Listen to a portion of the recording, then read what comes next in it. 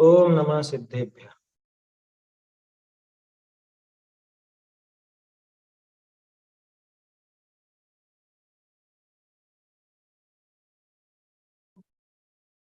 नमः श्रीवर्धमानाय निर्धूतकलिलात्मने सालोकानां त्रिलोकानां यद्विद्यादर्पणाय ते। रत्नकरण श्रावकाचार्य ग्रंथ पर अपनी चर्चा है। अब पिछली चर्चा अपनी हुई थी 27वें श्लोक पर। 27वें श्लोक में अपन ने देखा कि अगर पाप का निरोध हो गया है तो अन्य संपदाओं का कोई लाभ नहीं है, कोई औचित्य नहीं। औचित्य नहीं है का मतलब उनकी जरूरत ही नहीं। अगर पाप जीवन से समाप्त हो गया तो यही सबसे बड़ी उपलब्धि है, और क्या संपदा चाहिए। और अगर जीवन में भी पाप बाकी है, पाप का आश्रव निरंतर जारी है, तो भी अन्य संपदा की कोई आवश्यकता नहीं। ऐसी बात इसमें थी। श्लोक में जो अर्थ था उस पर तो चर्चा हो चुकी। उसके बाद 6 अनायतन का सामान्य स्वरूप यहाँ पे सदाशिव जी ने दिखाया था। और फिर सम्यक दर्शन की उत्पत्ति का प्रकरण यहाँ पर अलग से लिखा है। ये अतिरिक्त प्रकरण है, ये इस श्लोक का प्रकरण नहीं है। लेकिन चूंकि है और वचने का अपन पूरी देख ही रहे, तो इस प्रकरण को भी अपन देखेंगे। छंद बोल लेते हैं पहले, 23 में से बोलेंगे। वरोपलिप्सया शावान् रागद्वेषमलीमसा देवता यदुपासीत देवता मूढ़मुच्यते सग्रंथारंभ हिंसानां संसारावर्तवर्तिनां पाषण्डिनां पुरस्कारो ज्ञेयं पाषण्डिमोहनम् ज्ञानं पूजां कुलं जातिं बलं ऋद्धिं तपो वपुः अष्टावाश्रित्य मानित्वं स्मयमाहुर्गतस्मया स्मयेन योऽन्यनत्येति धर्मस्थान् गर्विताशय सोत्येति धर्ममात्मीयं न धर्मो धार्मिकेर्विना यदि पापनिरोधोऽन्य संपदा किं प्रयोजनम् अथ पापाश्रवोऽस्त्यन्य संपदा किं प्रयोजनम्। चलिए, अब सम्यक्त की उत्पत्ति का ये प्रकरण है और ये कर्णान योग की मुख्यता से लिखा गया है पूरा प्रकरण। इसकी हेडिंग अपन ने देख ली थी कि अब मिथ्या दृष्टि को मिथ्यात्व गुणस्थान से उपशम सम्यक्त कैसे होता है, उसे श्री लब्धि सारजी शास्त्र के अनुसार कुछ लिखते हैं। ये जो प्रकरण है इसमें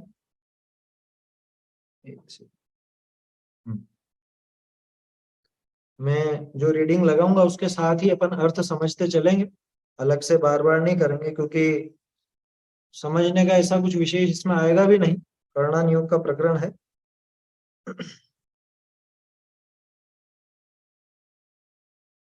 और कोई चीज उसमें समझ में ना आए तो भी विशेष चिंता की बात नहीं है, हालांकि अपन कोशिश करेंगे समझने की।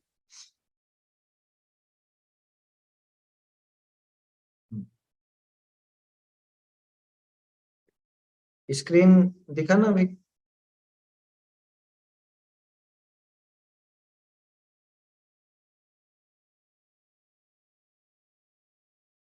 इसमें 85 ये ऊपर वाला पेज आएगा। एक मिनट, ये कौन सा 84 खोल रखा है ना, इसके नीचे।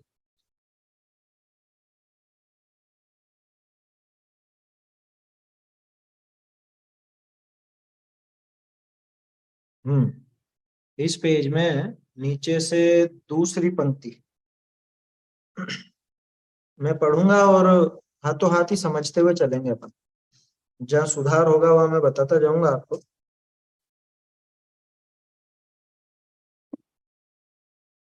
सम्यक दर्शन उपजे है सो चारों गति ही में अनादि मिथ्या दृष्टि व सादी मिथ्या दृष्टि के उपजे। ठीक है ना, ये दोनों जगह जो मिथ्या दृष्टि शब्द आया है इसमें टर्म में एक ही मात्रा बड़ी कर लीजिएगा। सम्यक दर्शन पैदा होता है वो चारों ही गति में पैदा हो सकता है, और चाहे अनादि काल का मिथ्या दृष्टि हो या सादी मिथ्या दृष्टि। अब सादी मिथ्या दृष्टि किसको कहते हैं? कि जिसका मिथ्यात्व नया प्रारंभ हुआ। नया किसका होगा? कि जो सम्यक दृष्टि हो चुका था लेकिन सम्यक दर्शन उसका छूट गया, तो छूट गया तो वापस मिथ्यात्व में आया, तो उसका मिथ्यात्व नया मिथ्यात्व कहलाता, वो सादी मिथ्या दृष्टि। ठीक है ना? अनादि मिथ्या दृष्टि जिसका आज तक मिथ्यात्व छूटा ही नहीं, और सादी मिथ्या दृष्टि जिसका मिथ्यात्व छूट गया था लेकिन वापस आ गया। तो सम्यक दर्शन उपजे है सो चारों ही गति में अनादि मिथ्या दृष्टि व सादी मिथ्या दृष्टि के उपजे है, परंतु संगी ही के उपजे। ये शर्तें हैं किस किस के पैदा होगा, क्या क्या शर्त चाहिए उसके, मतलब क्या क्या कंडीशन चाहिए। सबसे पहली बात तो संगी होना चाहिए, संगी पंचेंद्री होना चाहिए। एक इंद्री, दो इंद्री, तीन इंद्री, चार इंद्री और असंगी पंचेंद्री जीव के सम्यक दर्शन नहीं हो सकता। दूसरी शर्त, पर्याप्त के ही उपजे, अपर्याप्त के नहीं उपजे। संगी पंचेंद्री हो लेकिन अपर्याप्तक हो।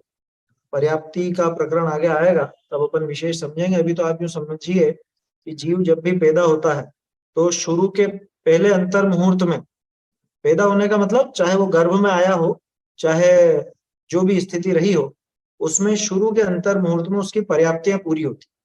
पर्याप्तियां पूरी होने का अर्थ है उसके शरीर का निर्माण आदि सब वो कंप्लीट होता है। 6 पर्याप्तियां होती हैं,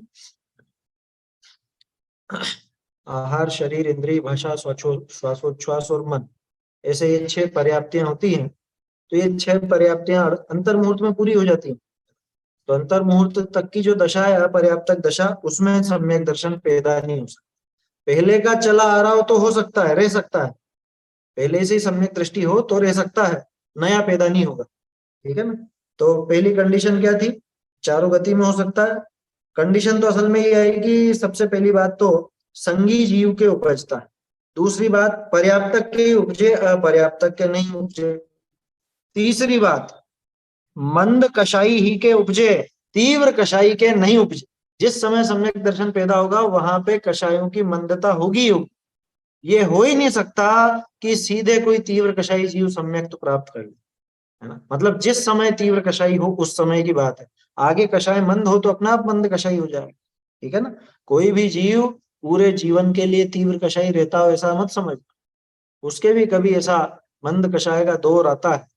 सातवें नरक में सातवें नरक का नार की सम्यक दृष्टि हो जाता है, तो जिस समय सम्यक तो प्राप्त करता है, पाप का उदय तो पूरा है, ध्यान रखना, पाप का उदय तो चल रहा है, लेकिन उस समय उसकी कषाएं ऐसी मंद होती हैं कि वो तत्व विचार करता है, चिंतन करता है, अपने आत्म स्वरूप को समझता है और उसकी श्रद्धा करके सम्यक दृष्टि हो जाता है। तो ये टेक्निकल कंडीशन है, ये मतलब इस तरह की बातें होती हैं तो सम्यक दर्शन का पात्र होता है। कितनी हो गई? 3 बातें हो गई ना। पहली बात तो संगी, दूसरा पर्याप्तक, तीसरा मंद कषाई, चौथी बात भव्य ही के उपजे, अभव्य के नहीं उपजे। भव्य जीव के ही सम्यक दर्शन होगा, अभव्य के हो ही नहीं सकता। भव्य में भी जो दूरान दूर भव्य है उसके नहीं होगा, है ना? दूर भव्य हो तो चलेगा, निकट भव्य हो तो चलेगा, दूरान दूर नहीं चलेगा। तो अपन बात कर रहे थे सबसे पहले तो संगी जीव के वो प्रकट होता है, पर्याप्तक के ही होता है, मंद कषाई के ही होता है, तीव्र कषाई के नहीं होता, भव्य के ही होता है, अभव्य के नहीं होता। गुण दोषों के विचार सहित साकार उपयोग जो ज्ञानोपयोग युक्त ही के उपजे, दर्शनोपयोगी के नहीं उपजे। ये भी इसमें विशेष बात है, दर्शनोपयोगी के नहीं उपजता, ज्ञानोपयोग वाले के ही उपजता। इसका क्या मतलब? अब बहुत से लोग इसमें ऐसे कंफ्यूज होंगे कि भाई ज्ञानोपयोग तो जिसके है उसके क्या दर्शनोपयोग नहीं है क्या? प्रश्न क्या किसी को?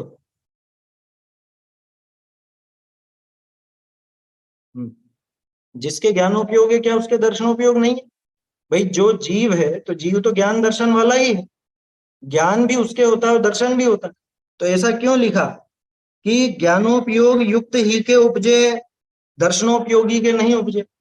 असल में ऐसा है कि दर्शन और ज्ञान ये दोनों एक समय में एक की प्रवृत्ति चलती, एक समय में एक की प्रवृत्ति चलती। जैसे इस समय दर्शनोपयोग का काम चल रहा है तो उस समय ज्ञानोपयोग की प्रवृत्ति नहीं चलेगी, और जिस समय ज्ञानोपयोग की प्रवृत्ति चलेगी उस समय दर्शनोपयोग की प्रवृत्ति नहीं चलेगी। तो फिर उसका क्या होगा? तो इसके लिए लब्धि और उपयोग, इससे अपन समझ सकते हैं। उपयोग के दो भेद अपन ने सुने होंगे, आप लोगों ने सुने होंगे, लब्धि और उपयोग, है ना। तो जिस समय ज्ञान उपयोग रूप है उस समय दर्शन लब्धि में चला जाए, और जिस समय दर्शन उपयोग रूप है उस समय ज्ञान लब्धि में चला जाए। माने दोनों में से एक आगे रहेगा एक पीछे रहेगा, एक आगे रहेगा एक पीछे रहेगा, इस तरह से वहां पे प्रवृत्ति चलती है ना। दोनों में इस तरह का एक सामंजस्य है। इस चीज को टोडरमल जी ने भी स्पष्ट किया है। पेज नंबर ध्यान नहीं, उसका शायद 26 या ऐसा कुछ होना चाहिए, वहां ये प्रकरण आता है ज्ञानोपयोग और दर्शनोपयोग। तो जहां ज्ञान दर्शन का प्रकरण है तो वहां ये समझना कि ज्ञानोपयोग जिस समय काम कर रहा है उस समय दर्शनोपयोग काम नहीं करता, मतलब वो लब्धि में रहता, काम तो करता है। ऐसा नहीं है कि उसकी पर्याय नहीं हो रही है, नहीं तो ये समस्या खड़ी हो जाएगी कि बिना पर्याय का गुण कैसा, ऐसा कौन सा गुण की जिसकी पर्याय हर समय नहीं चलती, सबकी चलती। लेकिन उस समय जब ज्ञानोपयोग चल रहा है उस समय दर्शनोपयोग लब्धि में जाएगा, और जिस समय दर्शनोपयोग चल रहा है उस समय ज्ञानोपयोग लब्धि में चला जाएगा। ऐसा वहां पर अपने को समझना चाहिए। तो अब वापस इस बात पर आइए कि किसके होगा, कि गुण दोषों के विचार सहित साकार उपयोग जो ज्ञानोपयोग युक्त ही के उपजे। क्या मतलब? कि गुण दोषों का विचार किस में चलेगा, दर्शनोपयोग में या ज्ञानोपयोग में? अगर आप लोगों को अगर ये बात समझ में नहीं आए तो पूछ लीजिए, भाई दर्शनोपयोग का काम कितना है? दर्शनोपयोग का काम सिर्फ सत्ता का ग्रहण करना है। दर्शनोपयोग में गुण दोष का विचार हो ही नहीं सकता। वहां पे गुण दोष आते ही मतलब कुछ भी विचार नहीं होगा, विचार नाम ही ज्ञान का, ठीक है ना। जैसे इसको ऐसे समझो कि कोई भी वस्तु का हमको ज्ञान होता है। मान लीजिए जैसे ये क्या दिखा आपको कि कुछ था, ये है ना, कुछ था, ये काम भी ज्ञान का। लेकिन कुछ था के पहले तो आपको पकड़ में आएगी कि ये सत्ता कुछ है, सबसे पहले है पकड़ में आया ना। तो है यानी कि सत्ता, उस सत्ता मात्र का जो ग्रहण है वो काम है दर्शनोपयोग का। अब इसके बाद आपके दिमाग में सबसे पहला ये सवाल खड़ा होगा कि क्या है, ठीक है ना। तो फिर वो हुआ अवग्रह, वहां पे एक आपके दिमाग में ये बात आई कि ये कुछ है, कुछ है, अथवा पेंसिल या इस आकार की कोई चीज है। तो पेंसिल है या पेन है, फिर एक प्रश्न खड़ा होता है। फिर उसके बाद उसके कुछ ऐसे लक्षण दिखते हैं कि इसका तो ऐसा पॉइंट नजर आ रहा है तो पेंसिल होनी चाहिए, इसमें कोई ढक्कन नहीं दिख रहा यानी पेंसिल होनी चाहिए, कुछ और भी ऐसे लक्षण पहचान करके फिर अपन उसको आगे बढ़ते हैं, निर्णय पे पहुंचते हैं कि तो पेंसिल है, फिर आगे उसको भूलते नहीं। तो ये अवग्रह इहा अवाय धारणा इस तरह का काम चलता है। ये सब किसका काम है? अवग्रह इहा अवाय धारणा, ये सब काम ज्ञान का। दर्शनोपयोग में एक सारा काम होता ही नहीं है ना। शास्त्रों में आपने उदाहरण पढ़े होंगे तब कि ये सफेद सफेद है ना। फिर आप सोचते हो कि बगुला है कि झंडा, मतलब कोई पक्षी है या झंडा है। आकाश में दूर से ऐसा सफेद सफेद लहराता हुआ नजर आया कि कोई पक्षी उड़ रहा है या ये झंडा लहरा रहा है, ऐसा वहां पर नजर आता है। तो उसके बाद फिर अपन उसके लक्षण देखते हैं कि कुछ ये दक्षिण का है या उत्तर का है। फिर उसके लक्षण देख करके अपन निर्णय, दक्षिण उत्तर का तो पुरुष के लिए बात आती। सफेद में कि बार बार पंख फड़फड़ा रहा है, आगे बढ़ रहा है तो ये पक्षी होना चाहिए, या एक ही जगह फड़फड़ा रहा है तो ये झंडा होना चाहिए। इस तरह से बाद में अपन उसके एक निर्णय पर पहुंचते हैं, और बाद में उसको नहीं भूलने की एक योग्यता होती है। तो नहीं भूलने रूप जो योग्यता है वो आगे धारणा तक पहुंचती, लेकिन वो सारा का सारा काम ज्ञान। तो दर्शनोपयोग ने क्या काम किया? दर्शनोपयोग ने इन सब सवालों के उठने के पहले जिस चीज को ग्रहण किया वो है सत्ता, उसका अस्तित्व। तो दर्शनोपयोग सिर्फ अस्तित्व को ग्रहण करता है, उसमें भेद भी नहीं कि जीव है या शरीर है या पुद्गल है, क्या है, ऐसा कोई भेद वहां पर खड़ा नहीं होता दर्शनोपयोग, ठीक है ना। ये ध्यान रखना, दर्शनोपयोग में कोई भेद ऐसा खड़ा नहीं होता। वो सारे भेद ज्ञान में खड़े होते कि जीव है या पुद्गल है, या फिर जो अपन उदाहरण ले रहे थे कि ये झंडा है या कोई पक्षी है, या ये कोई पुरुष है या कोई ठूंठ है, ये सारी चीजें ज्ञान में जाती। अब वापस देखिए यहाँ पे, गुण दोषों के विचार सहित साकार उपयोग जो ज्ञानोपयोग, साकार उपयोग वाला जो ज्ञान उपयोग है, साकार इसीलिए कहते हैं उसको क्योंकि दर्शनोपयोग में कोई आकार नहीं बनता। दर्शनोपयोग सिर्फ सत्ता को ग्रहण करता है, सिर्फ और सिर्फ सत्ता को ग्रहण करता है। इसके अलावा दर्शनोपयोग किसी को भी, मतलब उसका काम ही नहीं है कुछ इसका। और इसीलिए वो जो दर्शन है वो कभी मिथ्या और सम्यक होता ही नहीं। समझ में ही बात? तो फिर मिथ्या दर्शन सम्यक दर्शन बोलते तो हैं अपन कि वो मिथ्या दर्शन सम्यक दर्शन श्रद्धा को बोलते हैं, वो श्रद्धा गुण का काम है। समझ में आ रहा है? ये जो दर्शनोपयोग है ये कभी सम्यक और मिथ्या नहीं होता। इसका सीधा सा आपको तर्क उससे समझ में आ जाएगा कि ज्ञानोपयोग के आप 8 भेद देखते हो, है ना? मति ज्ञान, श्रुत ज्ञान, अवधि ज्ञान, मन परे ज्ञान, केवल ज्ञान, 5 तो ये, और कुमति, कुश्रुत, कुअवधि, ठीक है ना, विभंग। और दूसरी तरफ जो दर्शनोपयोग है, दर्शनोपयोग के 4 ही भेद बताए, ठीक है ना, चक्षु, अचक्षु, अवधि और केवल। कोई भी न तो कुचक्षु, न कु अचक्षु, न कु अवधि, केवल में तो खैर सवाल ही पैदा नहीं होता। तो उसमें ऐसे कु वाले भेद नहीं है, खोटे वाले भेद है ही नहीं। क्यों? क्योंकि उसमें अच्छा या बुरा कुछ है ही नहीं। मजे की बात यह है कि दर्शनोपयोग जीव को ग्रहण करेगा तो जीव में भी सिर्फ सत्ता को ही ग्रहण करेगा। जीव के विषय में दर्शनोपयोग चलेगा तो भी वो उसी चीज को विषय बनाएगा जो वो एक पुद्गल को ग्रहण करते हुए बनाए, क्योंकि वो सिर्फ सत्ता ग्रहण करता है। चाहे पुद्गल की सत्ता हो, चाहे जीव की सत्ता हो, चाहे जगत में किसी भी वस्तु की सत्ता हो, वो सिर्फ सत्ता को ग्रहण करता है। उसके लिए तो जीव नाम भी नहीं है। अपन जो कह रहे हैं ना कि जीव की भी सत्ता ग्रहण करता है, दर्शनोपयोग से पूछो कि तुमने जीव की सत्ता ग्रहण की, वो कहेगा नहीं, मैं तो सिर्फ सत्ता को ग्रहण करता हूं। जीव है कि अजीव है, पुद्गल है, क्या है, मुझे मतलब नहीं। वो सारा खेल किसका है? वो सारा खेल तो ज्ञान। माने वो जो भेद हैं वो सब ज्ञान में खड़े होते हैं। गुण दोष आदि के विचार वो सब ज्ञान में होते हैं, है ना? गुण दोषों के विचार सहित साकार उपयोग जो ज्ञानोपयोग, अब जो ज्ञान में चल रहा उसी जीव के, यानी ज्ञानोपयोग की प्रवृत्ति के समय ही सम्यक दर्शन पैदा होगा। क्यों? उसका कारण यह है कि भेद विज्ञान पूर्वक सम्यक दर्शन आता है, और भेद विज्ञान में चिंतन चलेगा, भिन्नता देखी जाएगी कि ये मैं नहीं हूं और ये मैं हूं। तो ज्ञान का निरंतर वहां पे प्रयोग चलेगा, उसके आधार पर वो श्रद्धा सम्यक। समझ में आई बात? तो दर्शनोपयोग के समय सम्यक दर्शन प्रकट नहीं होता, ज्ञानोपयोग के समय सम्यक दर्शन प्रकट होता। तो पहली शर्त क्या थी? संगी। दूसरी शर्त पर्याप्तक। तीसरी शर्त मंद कषाई। चौथी शर्त उसके अलावा वो ज्ञानोपयोग का काम चल रहा हो, दर्शनोपयोग का नहीं। उस समय दर्शनोपयोग का काम नहीं चलता हो, उस समय ज्ञानोपयोग का काम चलता हो, तो ही वो वहां पे प्रकट होगा। अच्छा, ये दर्शन उपयोग में दर्शन सिर्फ है पने को स्वीकार तो करता है ना, जैसे हाँ, है हाँ। जीव है पुद्गल है पने को स्वीकार करता है। जीव अब नहीं, जीव पुद्गल नहीं है, बस। टेबल है, कुर्सी है। हाँ। अब है कुर्सी है नहीं, गलत हो जाएगा। कुर्सी है कहते हैं तो ज्ञान का काम हो गया। दर्शनोपयोग का असल में अपन उदाहरण दे ही नहीं सकते।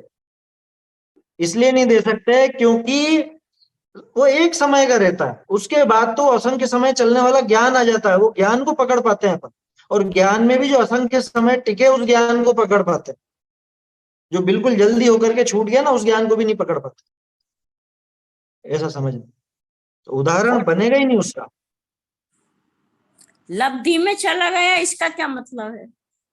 लब्धि में चला गया इसका मतलब ये है कि ज्ञानोपयोग और दर्शनोपयोग ये दोनों एक साथ नहीं प्रवर्तित, मतलब एक साथ उपयोग रूप नहीं होते। प्रवर्तित का मतलब परिणमन तो होता है, पर्याय तो उनकी सबकी चल रही है प्रति समय, लेकिन वो जो उपयोग है, उपयोग या तो दर्शन के आधार पर चलेगा या ज्ञान के आधार पर चलेगा।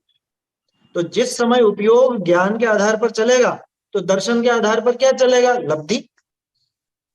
मतलब लब्धि उपयोगो भावेन्द्रियम। लब्धि माने प्राप्ति, प्राप्ति लब्धि नहीं नहीं माने नहीं नहीं नहीं, लब्धि माने प्राप्ति नहीं।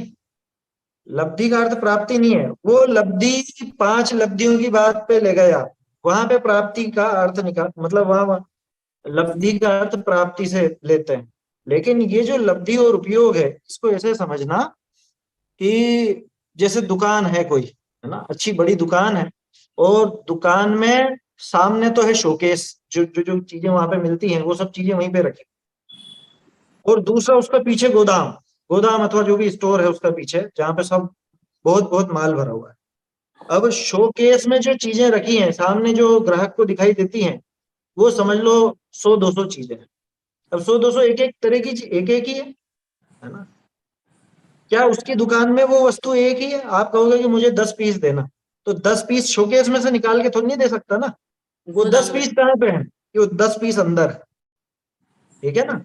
तो जो अंदर है उसको समझना लब्धि, और जो बाहर है सामने नजर आ रहा है वो शोकेस है, वो हो गया उसका उपयोग, ठीक है। अथवा दूसरा उदाहरण ले लो आप रात में अंधेरे में आपके कमरे में आए, आपके हाथ में टॉर्च, ठीक है, और आपके कमरे में बहुत सारी चीजें, अलमारी भी है, खिड़की भी है, टेबल भी है, पंखा भी है, कुर्सी भी है, पलंग भी है, और जमाने भर की सब जो जो भी चीजें हैं वो सब है, ठीक है ना।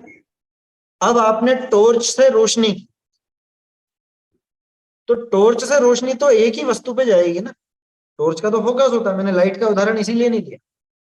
टॉर्च से आप रोशनी करोगे तो उसका फोकस या तो कुर्सी पे जाएगा, या पलंग पर जाएगा, या पंखे पर जाएगा, या खिड़की पर, जिस पे भी जाएगा एक पे जाएगा। लेकिन ये बताओ उसी समय कमरे में बाकी सब चीजें भी हैं या नहीं है? बाकी सब चीजें भी हैं, ठीक है ना। तो वो सब हैं, लेकिन फोकस किस पे है? कि फोकस तो उस कुर्सी पर है, ठीक है ना। तो फोकस वो है उपयोग, और बाकी चीजें जो पड़ी हुई हैं वो है लब्धि, ऐसा समझना। अब अपने वर्तमान के उदाहरण पर आ जाओ। जैसे अभी अपन ने इतनी सारी बातें की, ये 4-5 बिंदुओं पर चर्चा की, सम्यक दर्शन किसको प्रकट होगा या क्या होगा, ये सारी चर्चा भी अपन ने की, ठीक है ना। लेकिन अभी जो मैं आपको उदाहरण दे रहा था, वो कमरे का और टॉर्च का, फोकस का, उसका, उस समय आपके दिमाग में क्या चल रहा था? वही चल रहा था, बस जो मैं उदाहरण दे रहा था वही उदाहरण चल रहा था, है ना। उस समय चारों पांचों बिंदु एक तरफ हो गए, ये चारों पांचों बिंदु उस समय आपके लब्धि में चले गए, और उपयोग आपका यहाँ पे, ठीक है। और उदाहरण बताऊं? अभी जो मैं बोलूंगा तब तक आपके उपयोग में वो वस्तु नहीं थी। आपकी अलमारी की चाबी कहाँ रखी? कहते से ही ख्याल में आया कि नहीं आया? अलमारी की चाबी कहते ही आपका दिमाग उधर गया, तो अब अलमारी की चाबी वो आपके उपयोग में आ गई, ठीक है ना। उपयोग इस समय वो चाबी कहाँ है, वो उस जगह पे ध्यान चला गया, तो उपयोग इस समय अलमारी की चाबी को जान, ठीक है। इतनी देर से वो चीज उपयोग में थी क्या? ये अपन आधे घंटे से लगभग चर्चा कर रहे हैं, तो इतनी देर अलमारी की चाबी ख्याल में आ रही थी क्या? कि नहीं थी? तो क्या दिमाग से निकल, मतलब ज्ञान में से निकल गई थी क्या? निकली नहीं थी, उपलब्धि में थी। आया समझ में? तो दर्शनोपयोग और ज्ञानोपयोग का काम ऐसा है कि जिस समय ज्ञान उपयोग रूप चल रहा है, माने ज्ञान काम कर रहा है, उस समय वो दर्शन शांत बैठेगा, वो लब्धि में पड़ा रहा है। और जिस समय दर्शनोपयोग काम कर रहा है उस समय ज्ञान शांत बैठेगा। और अधिकांश ऐसी स्थिति है कि दर्शनोपयोग ज्यादातर लब्धि में रहता है। ज्यादातर इसलिए क्योंकि दर्शनोपयोग तो एक समय में होके निकल लेता है, और ज्ञान उस पर लंबे चलता रहता है। तो ज्यादातर वो ज्ञान ही उपयोग में रहता है, और दर्शनोपयोग ऐसा लब्धि में रहता है। लेकिन कोई भी वस्तु अपन जानेंगे, अरे ये प्रति समय जो आप जान रहे हो ना, मतलब जो कुछ भी जानना हो रहा है, उसके पहले उसकी सत्ता का ग्रहण किया जाए, वो सत्ता ग्रहण करने का काम दर्शनोपयोग। दर्शनोपयोग अगर नहीं हो तो ज्ञान चल नहीं सकता है। दर्शनोपयोग एक बेस तैयार करके देता है, आधार तैयार करके देता है, उस आधार पर वो ज्ञान अपना काम करता है, उस आधार पर वो ज्ञान पूरा प्रवृत्त होता है, ऐसा समझ, है ना। और ये व्यवस्था सिर्फ छद्मस्तों की, ये भी ध्यान रखना, ये व्यवस्था छद्मस्तों के लिए, केवलियों के लिए नहीं है। केवल ज्ञानी भगवान के तो अनंत दर्शन, अनंत ज्ञान पूरा एक साथ चलता है। ये व्यवस्था छद्मस्थ जीव के लिए, अपने लिए। चलिए, तो समझ में आया ये कौन कौन सी पहली शर्त? संगी जीव के होगा। सम्यक दर्शन किसको होगा? कि संगी होना चाहिए। दूसरी बात, पर्याप्तक होना चाहिए, अपर्याप्तक नहीं होगा। तीसरी बात, मंद कषाई होना चाहिए, तीव्र कषाय की दशा में नहीं होगा, है ना। कोई जीव हमेशा तीव्र कषाय नहीं रहता, ये भी ध्यान रखना। कैसा ही बुरा पापी से पापी जीव हो, पर उसके जीवन में भी कभी ना कभी मंद कषाय के क्षण आते ही। देख तो लिया अपन ने, 7वें नरक का नारकी हो, उसके जीवन में भी जब ऐसा क्षण आ जाता है तो बाकी की तो क्या बात करें, ठीक है ना। और चौथी बात क्या है कि गुण दोषों के विचार सहित, ये शब्द डाला इन्होंने, ज्ञानोपयोग वाला होना चाहिए। और ज्ञानोपयोग किस पर चल रहा हो? गुण दोषों का विचार जिसमें चल रहा हो। गुण दोषों के विचार सहित साकार उपयोग जो ज्ञानोपयोग युक्त ही के उपजे, दर्शनोपयोगी के नहीं उपजे। अब 5वीं बात, जागृत अवस्था में ही उपजे, निद्रा करी अचेत के नहीं उपजे। कोई नींद में हो, नींद में कोई सम्यक दृष्टि नहीं हो सकती, जागृत दशा में ही सम्यक ही होगा, ये शर्त है। जागता हुआ ही सब, अरे सीधी सी बात है, इसके पहले जो अपन ने देखा गुण दोषों के विचार सहित, तो नींद में तो कोई गुण दोषों का विचार भी नहीं होता। ज्ञान काम भले कर रहा हो, लेकिन वो पता नहीं क्या क्या काम करेगा ज्ञान, और सपने देखेगा, जाने क्या क्या देखेगा, जो चीजें है ही नहीं जगत में वो देखेगा, ऐसा। और जागृत अवस्था में गुण दोषों का विचार सहित ऐसा ज्ञानोपयोग वाला हो, उसी जीव के होगा, ठीक है। अचेत के नहीं उपजे। अचेत के मतलब सोया हुआ हो, कोमा में हो, बेहोश हो, उस समय नहीं उपजे, ठीक है ना। तो अचेत दशा में भी नहीं उपजता। जागृत अवस्था में ही उपजे, निद्रा करी अचेत के नहीं उपजे। अब छठी शर्त, सम्मूर्छन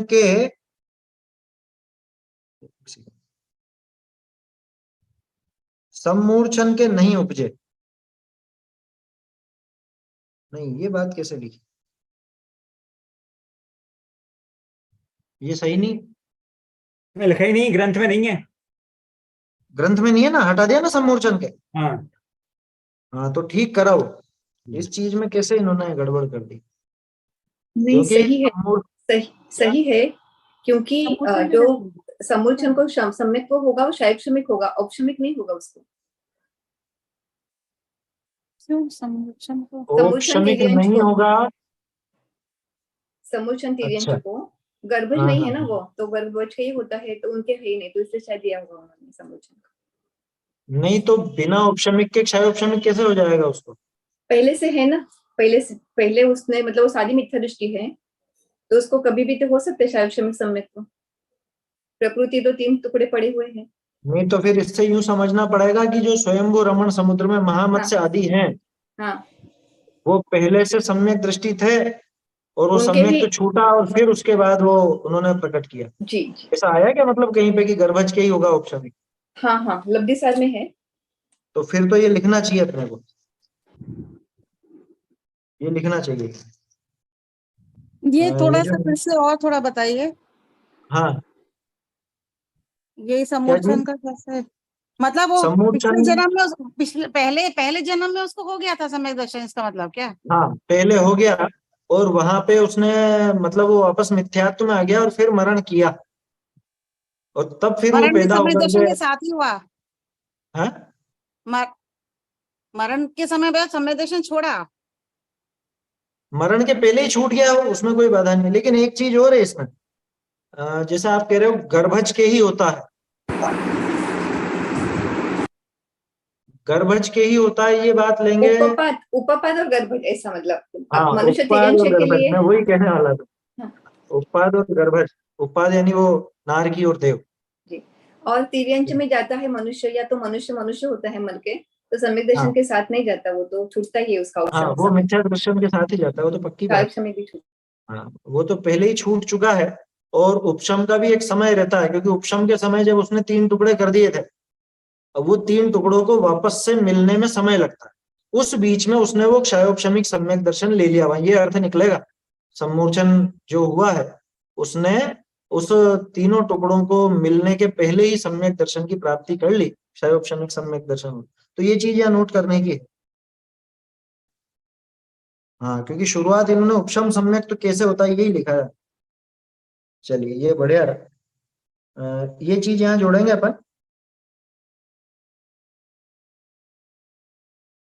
अचेत के नहीं उपजे, ये अचेत हुए के नहीं होता है, इसके आगे जोड़िए, इसके आगे ये चीज जुड़ जाएगी, सम्मूर्छन के नहीं उपजता। अच्छा, और ये चीज ऐसे सामान्य नहीं लिखी थी उन्होंने, हाशिए में लिखी अलग से, माने उनके दिमाग में ये बात आई कि उपशम की बात कर रहे हैं अपन इसलिए। बढ़िया। समूर्छन पंच इंद्रिय होता है ना? नहीं, सभी तरह के होते हैं, पंचेंद्रीय भी होता है, ये होगा वो तो पंचेंद्रीय के ही होगा। सम्यक दर्शन की जो बात कर रहे हैं अपन, ये तो पंचेंद्रीय के ही होगा। सम्मूर्छन तो एकेंद्रीय से लगा के पंचेंद्रीय तक सभी हो सकते हैं।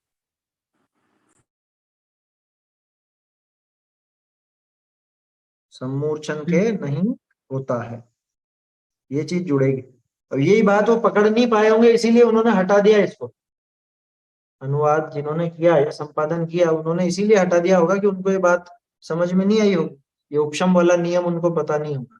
मुझे भी एकदम ध्यान नहीं था कि उपशम सम्यक तो के लिए शर्त है कि गर्भज और उत्पाद वाला ही चाहिए। ठीक है, सिद्धांत में है तो वैसे ही स्वीकार करना चाहिए अपने को, है ना। और लब्धि सार के आधार से लिख रहे हैं तो आधार लिया ही उन्होंने, इसीलिए लिख रहा। चलिए, और अंतिम शर्त, अर पंचमी करण लब्धि में उत्कृष्ट जो अनिवृत्ति करण, तिसका अंत समय में प्रथमोपशम सम्यक्त प्रकट होता है। ये लब्धियां जो हैं, 5 लब्धियां, 5 लब्धियों में अंतिम है करण लब्धि। और करण लब्धि में भी 3 करण परिणाम होते हैं, अधकरण, अपूर्व करण और अनिवृत्ति करण। तो अनिवृत्ति करण का जो अंतिम समय है, उस अंतिम समय में जाकर के ये प्रथमोपशम सम्यक्त प्रकट होता है। ठीक है ना, ये प्रथमोपशम सम्यक्त की शर्तें हैं, ये ध्यान रखने की बात है ना। ये द्वितीयोपशम की शर्त नहीं है, ये क्षयोपशम की शर्त नहीं है, और ना ही एक क्षयिक की शर्त है, ये प्रथमोपशम सम्यक्त की शर्त है। ठीक है, मिथ्या दृष्टि तो चाहे वो सादी हो चाहे अनादि हो, उससे फर्क नहीं पड़ता, वो तो दोनों तरह के मिथ्या दृष्टियों को औपशमिक प्रथमोपशम सम्यक्त हो सकता है। चलिए आगे बढ़ते हैं। 5 लब्धियां। अब जो प्रकरण है ये पूरा करना नहीं होगा। अभी तक तो बात अपने सरल और समझ में आने जैसी थी, आगे भी समझ में आने जैसी है, लेकिन बहुत से लोगों को थोड़ा कठिन लग सकता है, करणानियोग का विषय चलेगा उसमें थोड़ा। चलिए, अब पंच लब्धि के नाम ऐसे हैं, क्षयोपशम लब्धि, विशुद्धि लब्धि, देशना लब्धि, प्रायोग्य लब्धि, करण लब्धि। 5 लब्धियों के नाम तो याद हो जाएंगे सबको, इसमें तो कोई समस्या नहीं। अभी स्वरूप समझ में आएगा तो नाम भी सब याद हो जाए। ये पंच लब्धि बिना सम्यक तो नहीं उपजे। सम्यक दर्शन की शर्त है कि पंच लब्धि पूर्वक ही सम्यक तो प्रकट होता है ना। प्रथमोपशम की बात कर रहे हैं अपन। 3 में 4 लब्धि तो कदाचित संसारी भव्य तथा अभव्य के भी हो जाए। 4 कौन सी? क्षयोपशम, विशुद्धि, देशना और प्रायोग। ये 4 तो भव्य और अभव्य दोनों को भी हो जाती, परंतु करण लब्धि तो जाके सम्यक्त तथा चारित्र को अवश्य प्राप्त होना होए, तिस ही के होए। करण लब्धि तो जिसके सम्यक दर्शन प्रकट होना है उसी के होगी, ये नियम है, क्योंकि ये वार खाली नहीं जाता। करण लब्धि ऐसा काम है कि ये अधूरी रहेगी नहीं, ये मशीन चालू हुई तो ये काम पूरा करके ही रुकेगी, ऐसा है इसका काम।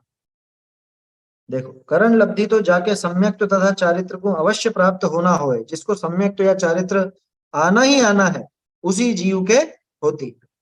अब क्षयोपशम लब्धि को आगम में ऐसे कहे है। सबसे पहली क्षयोपशम लब्धि, एक सुधार और था, ये 5 लब्धियां जो लिखी ना, इसमें आगे लिखा 5 लब्धियों के नाण इस प्रकार, वो नाम की जगह नाण छप गया है, ना के स्थान पर म कर लीजिएगा, बाकी तो कोई सुधार इसमें नहीं। देखो क्या कहा क्षयोपशम लब्धि, जिस काल में ऐसा योग मिले, कैसा योग? जो अष्ट कर्मणि में ज्ञानावर्णाधिक समस्त अप्रशस्त प्रकृतिनी की शक्ति जो अनुभाग, सो समय समय प्रति अनंत गुणा घटता अनुक्रम करी उदय आवे, इस काल में क्षयोपशम लब्धि होए। अब ये क्या चीज है? इसको सरल भाषा में कहूं तो आत्म स्वरूप को समझने लायक बुद्धि की प्रकटता, उसका नाम क्षयोपशम लब्धि। क्या? अपने आत्मा के स्वरूप को समझने लायक ज्ञान का उघाड़, उस ज्ञान के उघाड़ का नाम क्षयोपशम लब्धि। क्षयोपशम का मतलब ही उघाड़ है ना, कि ज्ञान का उघाड़ हुआ, यानी ज्ञान प्रकट हुआ। कितना ज्ञान चाहिए कि जिसमें ये आत्मा को समझ सके, अपने आत्म स्वरूप को समझ सके, भेद विज्ञान चला सके। अब ये जो परिभाषा है ना, ये कर्मों की तरफ से दी। अपन ने जो परिभाषा ली वो जीव के ज्ञान की तरफ से ली, अर्थ वही निकलेगा। देखो पढ़ते हैं इसको। आत्मा को समझने की बुद्धि तो अभी है। हाँ? आत्मा को समझने की बुद्धि तो अभी है। हाँ तो है ना, क्षयोपशम लब्धि प्राप्त है आपको। नहीं तो नहीं तो आत्मा को नहीं समझ पा रहे अभी अपन। जानते तो हैं, मान नहीं रहे बस। हाँ तो वो आगे का काम है ना, हाँ वो आगे का काम है। अरे क्षयोपशम लब्धि कोई बड़ी चीज नहीं है। संगी पंचेंद्री हो गया और ये जो जागृत दशा वगैरह ये सब बताया ना, ये सब में क्षयोपशम लब्धि हो गई उसको। तो अभी है, अपने को ये माने हैं। हाँ बिल्कुल है, चिंता ही मत करना। यहाँ लिखा है ना, अभव्य भी पहुंच जाता है वो प्रायोग्य लब्धि तक, तो अपन तो भव्य है, कहाँ समस्या। देखो इसकी परिभाषा भी देखते हैं। 8 कर्मों में ज्ञानावर्णाधिक समस्त अप्रशस्त प्रकृतियों की शक्ति, जितनी भी अप्रशस्त प्रकृतियां यानी जिनको अपन बोलते हैं पाप प्रकृतियां, चाहे वो ज्ञानावर्णी की हो। देखो 4 घातियां तो सारी की सारी अप्रशस्ती हैं, उसमें तो प्रशस्त अप्रशस्त का भेद ही नहीं है। और रही 4 अघातियां, तो 4 अघातियां में कुछ प्रशस्त प्रकृतियां होती, कुछ अप्रशस्त प्रकृतियां होती। यहाँ बात किसकी कर रहे हैं? अप्रशस्त प्रकृतियों की। कि जो अप्रशस्त प्रकृतियां हैं उनकी शक्ति यानी कि उनका अनुभाग समय समय अनंत गुणा घटता अनुक्रम करी उदय आवे। माने ऐसा समय आए कि वो घटते हुए क्रम में उसका उदय आ रहा है।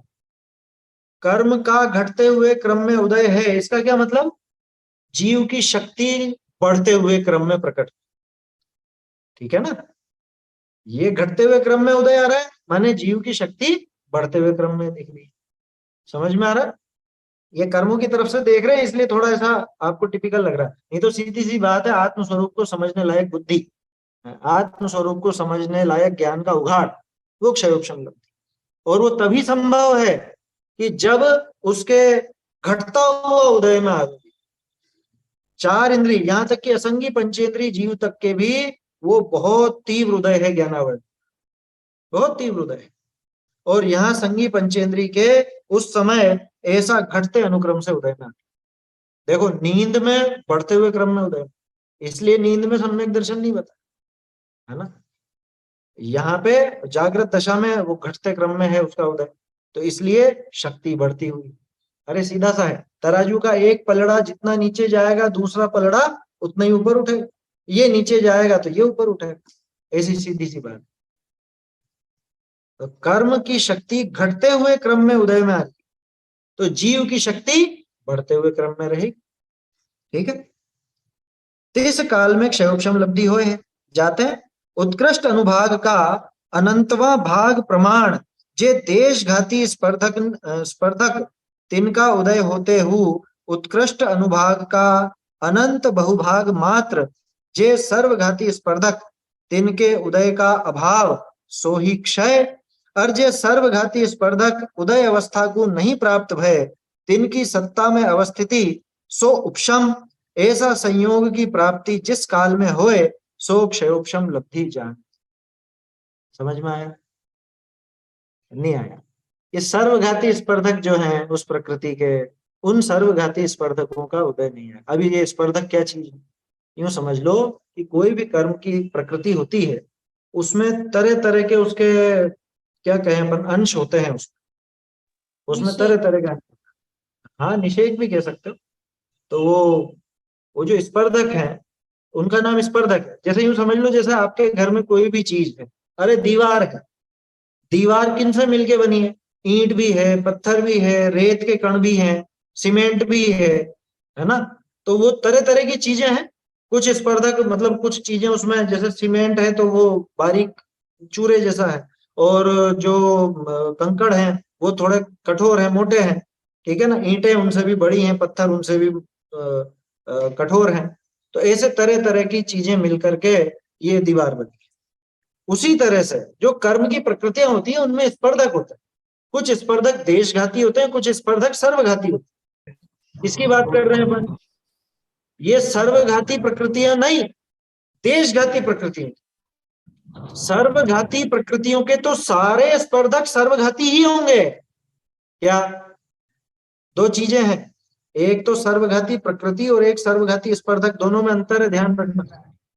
जैसे इसको ऐसे समझो, ज्ञानावरणी के 5 भेद, ये तो ध्यान है ना आपको। अगर इतना भी नहीं है तो फिर वो समझ में नहीं आएगा। ज्ञानावरणी के 5 भेद है, हाँ कौन कौन से? मति ज्ञानावरण, शुद्ध ज्ञानावरण, अवधि ज्ञानावरण, मन परे ज्ञानावरण और केवल ज्ञानावरण। इनमें से केवल ज्ञानावरण सर्वघाती प्रकृति है और बाकी की 4 देशघाती प्रकृति है। इतना तो समझ में आ रहा। बाकी की 4 देशघाती प्रकृति। अब देशघाती सर्वघाती का क्या झगड़ा, वो थोड़ा सा बता देता हूँ। सर्वघाती प्रकृति है सांप और नेवले जैसी। क्या? ठीक है ना, मैं इसको ऐसे उदाहरण देता हूँ। सर्वघाती प्रकृति और जीव का संबंध, मतलब जीव के उन गुणों का संबंध सांप नेवले जैसा है। ये रहेगा तो ये नहीं रहेगा, ये रहेगा तो ये नहीं रहेगा, ठीक है। और देशघाती प्रकृति है वो लड़ाकू पत्नी की तरह, साथ में रहेगी जीवन भर लेकिन झगड़ा करे बिना मानेगी। रहेगी, साथ में ही रहेगी, लेकिन उसके रहते हुए भी वो काम तो होगा, ठीक है ना। ऐसा समझना। उदाहरण है वो तो, और कुछ भी ले सकते हो आप।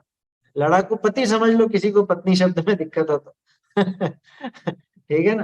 तो उस तरह का कि आपस में इनका जोड़ा है, लड़ाकू पति पत्नी आपस में झगड़ते भी रहेंगे लेकिन जीवन भर चलता रहेगा उनका साथ। वैसा माने मति ज्ञानावरण, अभी अपने मति ज्ञानावरण का उदय है, लेकिन मति ज्ञान भी साथ में ही। तो मति ज्ञानावरण उस मति ज्ञान का पूरी तरह घात नहीं करता, श्रुत ज्ञानावरण और श्रुत ज्ञान का पूरी तरह घात नहीं करता। लेकिन केवल ज्ञानावरण ऐसा है कि वो केवल ज्ञान रहेगा तो केवल ज्ञानावरण नहीं रहेगा, और केवल ज्ञानावरण रहेगा तो केवल ज्ञान नहीं रहेगा। दोनों में से एक ही की सत्ता संभव है। बाकी की जो 4 है वो है देशघाती प्रकृति। समझ में आ रहा। अब जो सर्वघाती प्रकृतियां हैं वो समझना, मतलब कोई सी भी प्रकृति उसको दीवार के उदाहरण से जैसा अपन ने समझा वैसा समझ। तो सर्वघाती प्रकृतियों में भी स्पर्धक है और देशघाती प्रकृतियों में भी स्पर्धक। सर्वघाती प्रकृतियों के जो स्पर्धक हैं वो सारे के सारे स्पर्धक सर्वघाती है। क्या? सर्वघाती प्रकृतियों के सभी स्पर्धक सर्वघाती ही हैं, और देशघाती प्रकृतियों के स्पर्धक दोनों तरह के हैं।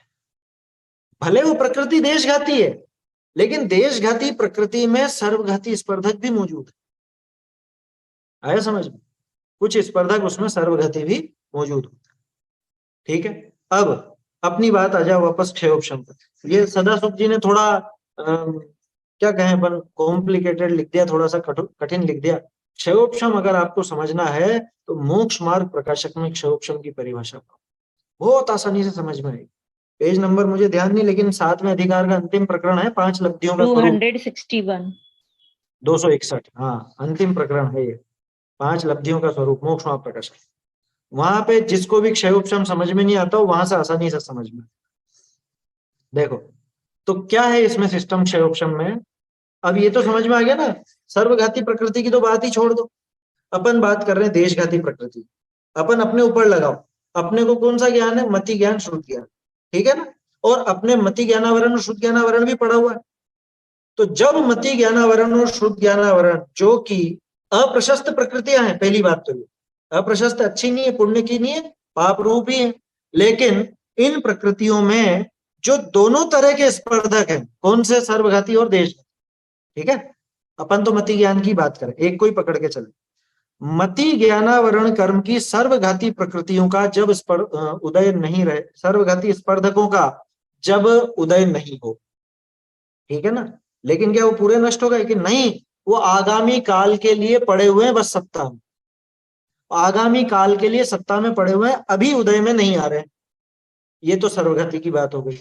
और देशघाती स्पर्धक कि उनका उदय, देशघाती स्पर्धकों का तो उदय और सर्वघाती स्पर्धकों का अनुदय भविष्य काल के लिए सुरक्षित पड़े हुए हैं, सत्ता में पड़े हुए हैं, और ऐसे पड़े हुए हैं कि अभी नहीं आएंगे उदय में, ये भी शर्त, अभी उदय में नहीं आएंगे।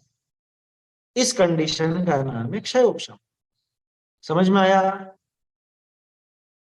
फिर से अपने मति ज्ञान है, अपन मति ज्ञान से जानते हैं, लेकिन किसको जान पाएंगे कि जिस संबंधी मति ज्ञानावरण का उदय नहीं होगा उसी को जान पाएंगे। ठीक है ना? अब उदय नहीं होगा तो क्या होगा कि क्षयोपशम होगा। ठीक है ना? जैसे अभी अपन ने बात की थी कि अपन ने ये पेंसिल को जाना, तो इस पेंसिल को जाना, तो पेंसिल को क्या अपन ने केवल ज्ञान जैसा प्रत्यक्ष जाना, स्पष्ट जाना?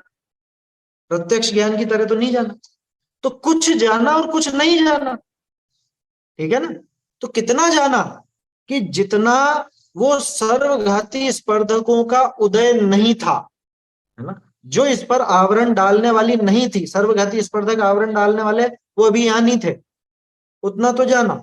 और कितना नहीं जाना कि देशघाती स्पर्धकों का जो उदय था उस उदय की वजह से नहीं जाना। ध्यान रखना, उदय का मतलब नहीं जानना।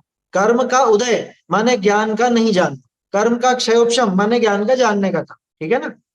जैसा आप ये देख रहे हो, पेंसिल नजर आ रही है ना साफ साफ, बराबर दिख रही है कि नहीं? बराबर नहीं दिख रही, इसके पीछे जो लिखा हुआ है वो नहीं दिख रहा है। ठीक है ना? इसके पीछे जो नाम लिखा है वो नहीं दिख रहा, और जो बारीकियां हैं स्पष्ट नजर नहीं आ रहा है कि नोक कितनी बारीक है या कितनी नहीं है, या नीचे इसके रबर है या नहीं है, जो भी है वो सब आपको नजर नहीं आ रहा। ठीक है ना? तो वो ज्ञान नहीं हुआ। क्यों नहीं हुआ? कि उस संबंधी कर्म का उदय। और कितना जानना हुआ कि जितना कर्म का क्षयोपशम है उतना जानना। तो क्षयोपशम में क्या हुआ कि क्षयोपशम में जो सर्वघाती प्रकृतियां थी, पेंसिल संबंधी ज्ञानावरणी कर्म की सर्वघाती प्रकृतियां, उस समय उनका उदय नहीं था, तो आपने उतना उतना हिस्सा जाना। और देशघाती प्रकृति उसी से संबंधित, पेंसिल संबंधी ज्ञानावरणी कर्म की देशघाती प्रकृति का उदय था, तो जितना उदय था उतनी अस्पष्टता रही, नहीं जानना रहा। नहीं जानना तो उदय के कारण, और अस्पष्टता उस देशघाती प्रकृति के उदय के। ठीक है ना? ऐसा समझना। तो जे तो क्षयोपशम मिश्रित दशा है।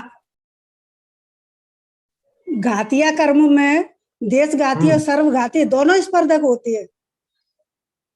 घातिया में देशघाती सर्वघाती दोनों तरह की प्रकृतियां होती हैं, और सर्वघाती प्रकृति में तो सारे ही स्पर्धक सर्वघाती होंगे, लेकिन देशघाती प्रकृति में कुछ स्पर्धक देशघाती होते हैं और कुछ स्पर्धक सर्वघाती।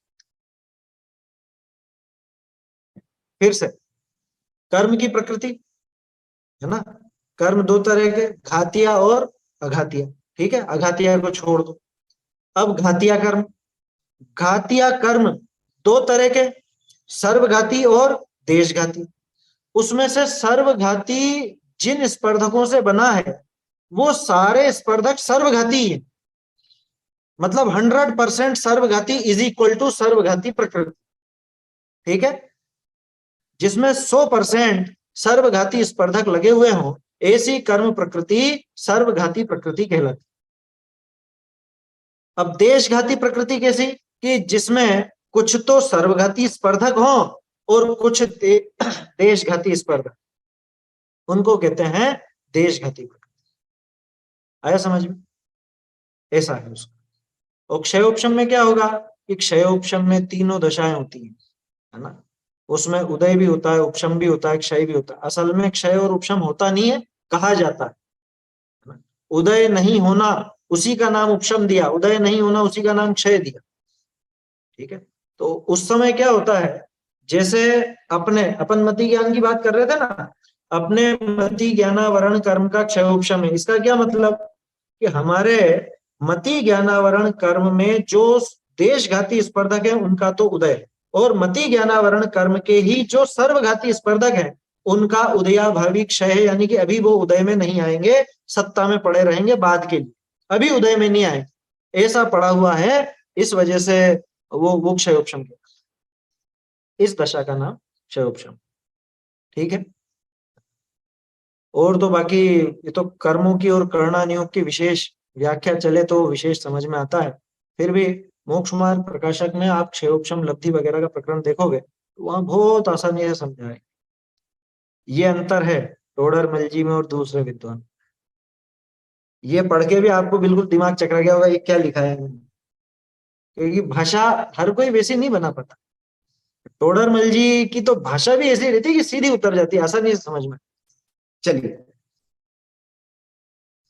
पढ़ता हूँ इसको फिर से, अब पढ़िएगा, और समझ में भी आएगा सरल थोड़ा अगर बहुत। समझना हो और भी हाँ। अगर सरल समझना हो तो 186 नंबर का व्याख्यान है मोक्ष मार्ग प्रकाशक का।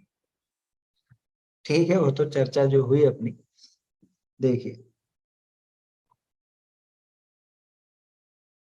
जो अष्ट कर्मणि में ज्ञान वर्णाधिक समस्त अप्रशस्त प्रकृति, उनकी शक्ति जो अनुभाग सो समय समय प्रति अनंत गुणा घटता अनुक्रम करी उदय आवे, तिस काल में क्षयोपशम लब्धि होए। जाते उत्कृष्ट अनुभाग का अनंतवा भाग प्रमाण जे देश घाती स्पर्धकनि का उदय होते हु, क्या उत्कृष्ट अनुभाग का अनंतवा भाग प्रमाण, उत्कृष्ट जो अनुभाग चलता है कर्म का उसके अनंतवा भाग प्रमाण देशघाती स्पर्धकों का उदय, तो भी उत्कृष्ट भाग का अनंत बहुभाग मात्र जे सर्वघाती स्पर्धक तिनके उदय का अभाव।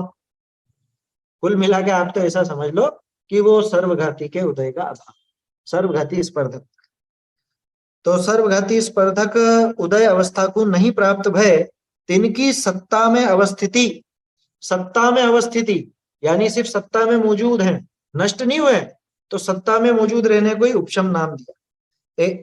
ऐसा संयोग की प्राप्ति जिस काल में होए सो क्षयोपशम लब्धि जान, तो उस समय वो क्षयोपशम लब्धि कहलाती।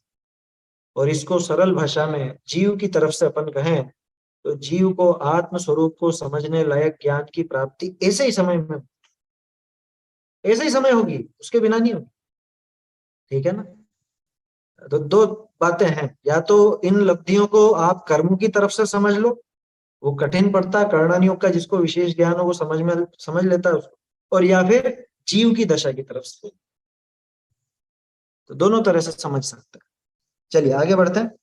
प्रथम भई जो क्षयोपशम लब्धि, तिसके प्रभाव ते उपजा जो जीव के साता वेदनी आदि शुभ प्रकृति के बंध को कारण धर्मानुराग रूप शुभ परिणामनि की प्राप्ति होए, सो विशुद्धि लब्धि। ये विशुद्धि लब्धि, पहली जो क्षयोपशम लब्धि हुई ना, क्षयोपशम लब्धि के प्रभाव से उपजा जो जीव के साता वेदनी आदि शुभ प्रकृतियों के बंध का कारण धर्मानुराग रूप शुभ परिणाम।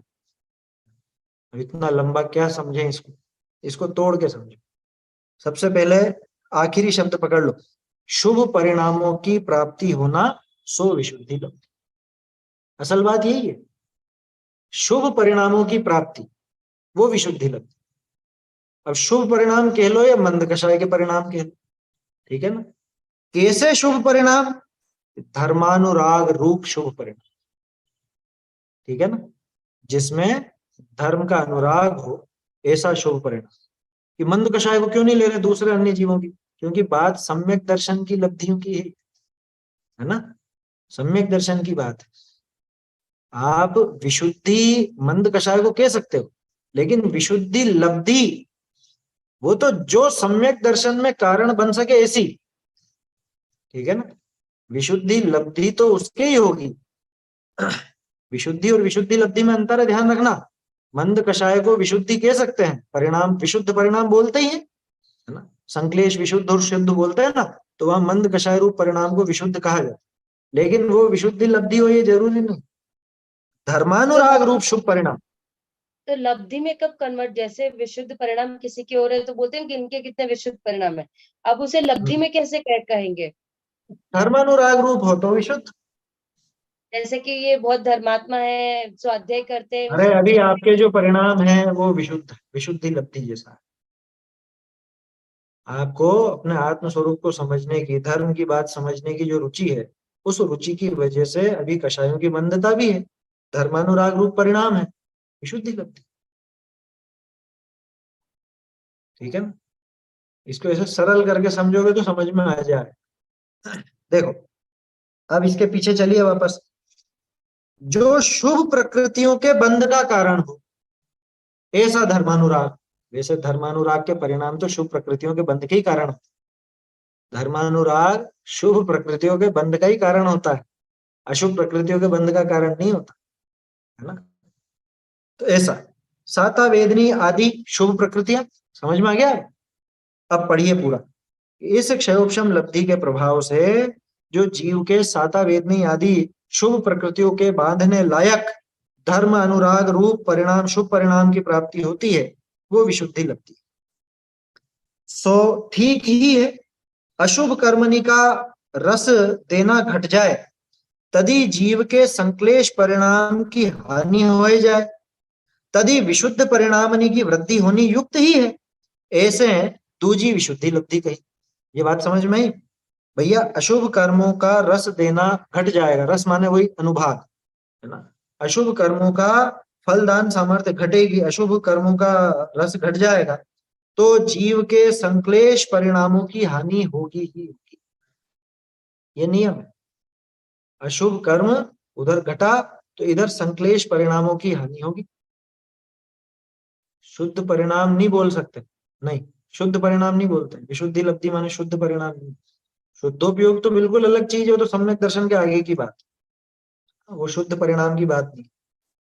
विशुद्धि लब्धि का अर्थ ही शुभ परिणाम। तो क्या कहा, अशुभ कर्मों का रस देना घट जाए यानी कि उनका फल घट जाए, उस समय जीव के संक्लेश परिणामों की भी हानि होती है, अपने आप होती है। अरे अभी आपके पुण्य का उदय है, ठीक है ना, पुण्य के उदय में आप घर पे आराम से बैठे हो तो कोई बहुत संक्लेश परिणाम हो रहे हैं क्या? नहीं हो रहे। पाप का उदय तीव्र आता है, असाता का उदय तीव्र आता है तो संक्लेश परिणाम हो सकते हैं।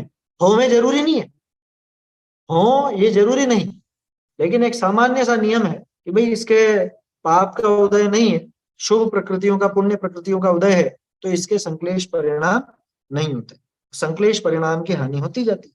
तब विशुद्ध परिणामों की वृद्धि होना उचित ही है, विशुद्ध परिणाम बढ़ेगा। भाई शुद्ध परिणाम है नहीं, अशुद्ध मतलब वो अशुभ परिणामों की हानि होगी तो बचा क्या, शुभ परिणाम। शुभ परिणाम अपने आप ही वहां बढ़ते हैं, तो बढ़ते हुए चढ़ते हुए जो शुभ परिणाम है ऐसी दशा का नाम वो विशुद्धि लब्धि। ठीक है, ऐसी दूजी विशुद्धि लब्धि कही। आगे अब देशना लब्धि वगैरह की बात आएगी, उसको अपन फिर कल देखेंगे, अभी तो समय हो गया है। देशना लब्धि का प्रकरण आगे देखें, और इसको आप लोग पहले थोड़ा सा पढ़ के आएंगे तो जल्दी समझ में आएगा, तो अपन आगे जल्दी बढ़ पाएंगे। क्योंकि ये प्रकरण असल में अपने चरणानुयोग का है नहीं, ये तो बीच में आ गया है तो अपन इसको देख रहे हैं। वास्तव में तो ये प्रकरण यहाँ नहीं, बाकी सम्यक की उत्पत्ति दिखाने के लिए उन्होंने यहाँ दे दी।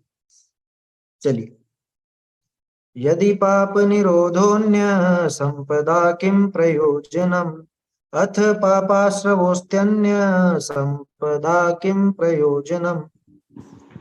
चैतन्य का स्मरण प्रतिक्षण ही करो रे, भव के अनंत दुख को क्षण में हरो रे।